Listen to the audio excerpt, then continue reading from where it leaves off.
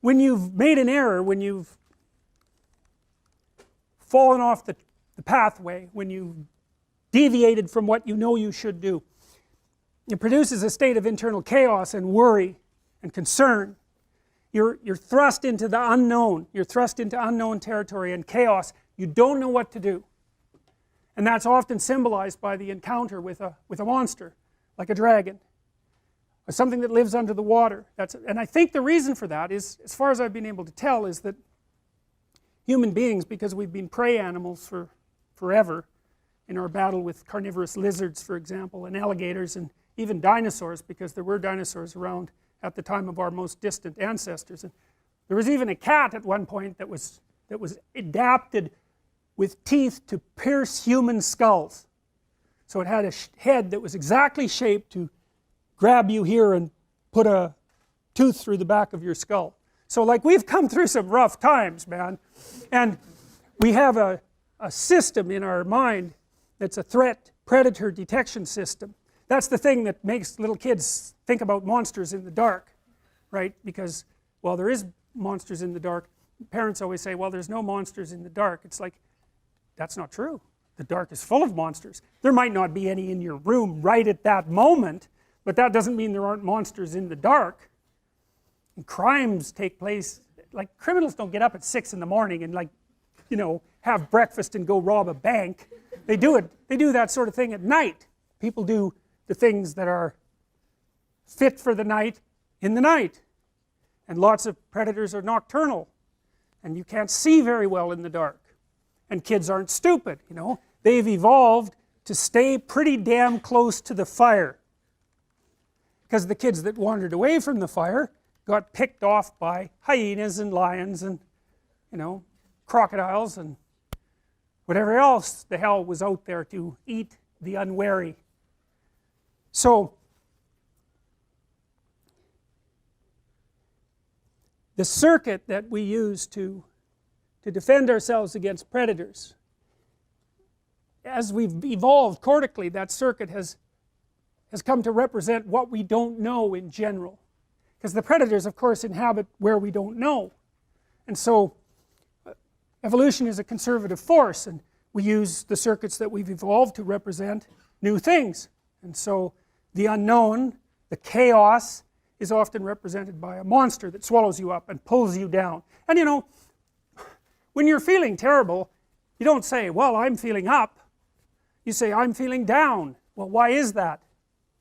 Well, down is worse. I guess you're flat on the ground when you're down, or you're in a hole or something like that. You're hiding in a hole. You know, it's down.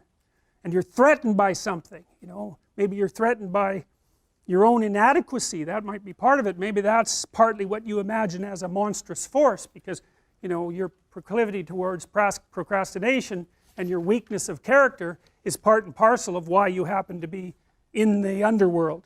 And that's the underworld, the mythological underworld.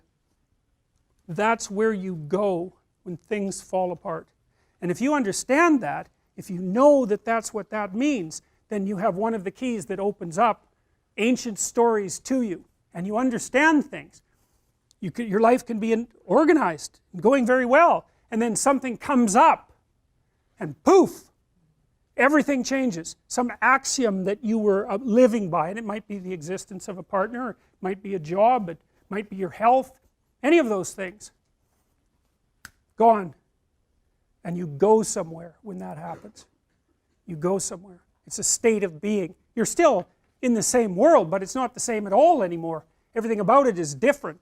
It's all negative and dark, and you don't know what to do. You're confused. And so, what do you do down there in the underworld when things have fallen apart, especially if it's the worst possible case scenario and you realize that you actually had something to do with your demise? That's really annoying, you know, when something bad happens to you, and then, you know, you grind yourself into bits trying to figure out what the hell happened, and then you realize that, well, you were playing a causal role. Now, sometimes you're so depressed you assume you're playing a causal role, and you weren't. It's not easy to figure out by any stretch of the imagination, and it isn't that everyone who does something terrible is at fault for it, but sometimes you find that you are off the path somehow. and maybe even that you knew it and that you didn't attend to it, and that's why all of this hit the fan. And so then down there in that chaos, you decide that you're going to do what you're supposed to do instead. And then maybe you get to rise up again, renewed, if you're lucky, and then you can go fix the city. And that's what this story is about. And that's why I picked the image to represent the course, because really what happens, you see, with the psychoanalysts, the road to health, if you're not doing well, which means that as you act in the world, you're not getting what you want. There's something wrong with the match between your presuppositions and your actions, habitual, and the way the world is responding to you. And so it's not turning out for you. And the question is, well, what can you do about that? And one answer might be to examine yourself for presuppositions and action patterns that are not serving you well, and to find out what they are and what to do about them. And maybe some of that is, maybe you're not moving forward because of fear, and maybe that fear is grounded in terrible experiences that you had in the past that you've never been able to understand. And maybe one of the ways of gluing yourself back together and expanding your personality so that you could in fact live properly in the world is to go back to those terrible events and untie them and straighten them out and understand them and drop them. And that's what psychotherapy is about in large part. Psychoanalytic, behavioral, doesn't matter.